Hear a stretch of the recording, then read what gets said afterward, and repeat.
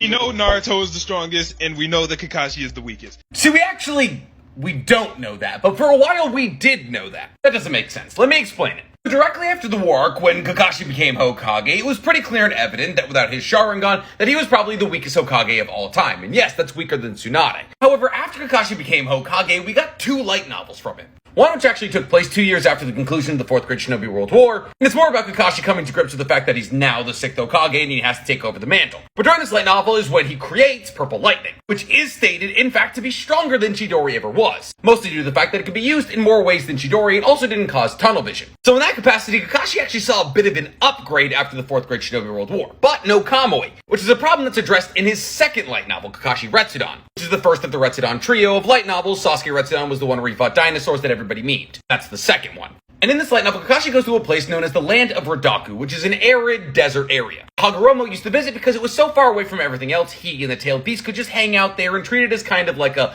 home away from home. Now, the reason that Kakashi is going to the Land of Redaku is because he's looking for a cure for an illness that's affecting Naruto. It's not important. What is important, however, is the fact that Hagoromo left a ninja tool behind in the Land of Redaku that's able to generate an infinite amount of water. Now, Hagoromo left this to the royal family of the Land of Redaku because he never wanted them to deal with running out of water ever again. And therefore, the royalty of the Land of Redaku were taught how to use this so they could make sure the Land of Redaku never ran out of water. However, unfortunately, the new prince isn't able to use it and it goes out of control. And therefore, the only thing to do to nullify an infinite amount of water that's going to flood the entirety of the Land of Redaku is to quench it with fire release. Something that nobody should really be able to do because A, infinite amount of water, B, made by Hagoromo. However, that doesn't stop Kakashi, as he uses a new fire ninjutsu that he created, which is this flame phoenix that he spams repeatedly into the sky to nullify an infinite amount of water being created by a tool created by Hagoromo, the Sage of Six Paths. Not to mention, in this same light novel, Kakashi has to protect an entire town from cannon fire. So he surrounds the entire town with a mud wall, but it's actually a quartz wall. That is to say that it's a mud wall with quartz-like properties and therefore isn't weak to lightning release like most earth releases for 12 hours. And the reason that it's stated that he's able to do this is because without a Sharingan, he doesn't have the massive chakra suck that came along with having the Kamui Eye,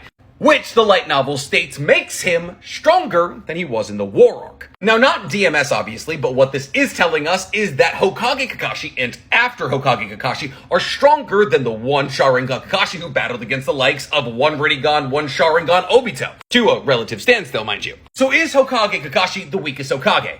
No. But prior to the light novel's release, and if you haven't read the light novel, you wouldn't know that. But now we do. Also, weakest Hokage Shikamaru, and it's not close.